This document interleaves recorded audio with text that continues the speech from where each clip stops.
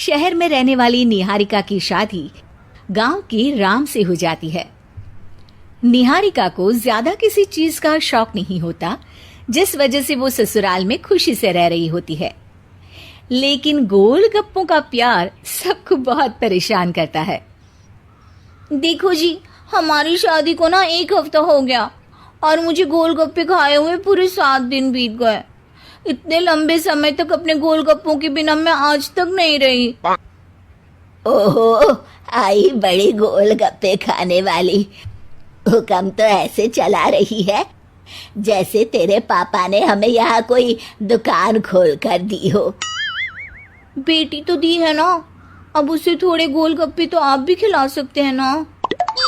अरे देखो तो जरा, नास पीटे गोलगप्पों के पीछे कैसे कैंची की जैसी जुबान चल रही है इसकी। देखिए मम्मी जी, आप भले मुझे कुछ भी बोलिए, लेकिन अपने गोलगप्पों के लिए मैं कुछ नहीं सुन सकती। हाँ, अरे मैं तुम्हें गोलगप्पे खिला दूंगा, थोड़ा सब्र तो करो। पिछले 7 दिनों से सब्र ही तो कर रही हो ना। अरे गोलगप्पे ही तो है, इतना बेचैन क्यों हो रही हो? आ जाएंगे। सुनो जी, हम लड़कियां पति के बिना रह सकती हैं, पर गोलगप्पों के बिना नहीं, कभी नहीं। वो मेरा पहला और आखिरी प्यार है। निहारिका की बात सुनकर उसकी सास और पति सिर पकड़कर बैठ जाते हैं। जिसके बाद राम गोलगप्पों का इंतजाम करने घर से बाहर चला जाता है। कुछ देर बाद वो गोलगप्पे लेकर घर वापस आता है, जिन्हें देखकर निहारिका सारे काम छोड़कर खुशी से भागते हुए राम के पास आती है। तुम आ गए? इतनी देर क्यों लगाई? पता है ना मैंने तुम्हें कितना मिस किया। अरे थोड़ी देर पहले ही तो घर से गया था। क्या तुम? अरे मैं तो अपने गोलगप्पों से बात कर रही हूँ, तुमसे नहीं। निहारिका का गोलगप्पों के लिए ऐसा प्यार देखकर राम हैरान रह जाता है। अब वो गोलगप्पों को प्लेट में अच्छे से सजाकर उन्हें खाने बैठती है, लेकिन पहला गोलगप्पा खाते ही वो गुस्से में प्लेट खिसका देती है। ये कैसे घटिया गोलगप्पे उठा कर ले आए? न पानी में स्वाद, न गोलगप्पों में। हाय हाय, महारानी के नखरे तो देखो, इन्हें गोलगप्पे में भी अलग अलग स्वाद चाहिए। ठीक है, आप लोग इस पर बहस मत शुरू कर देना। मैं ना कल दूसरी जगह से खरीद लाऊंगा, ठीक है? अगले दिन राम निहारिका के लिए गांव में दूसरी दुकान से गोलगप्पे खरीद कर लाता है, पर उसे वो भी पसंद नहीं आते।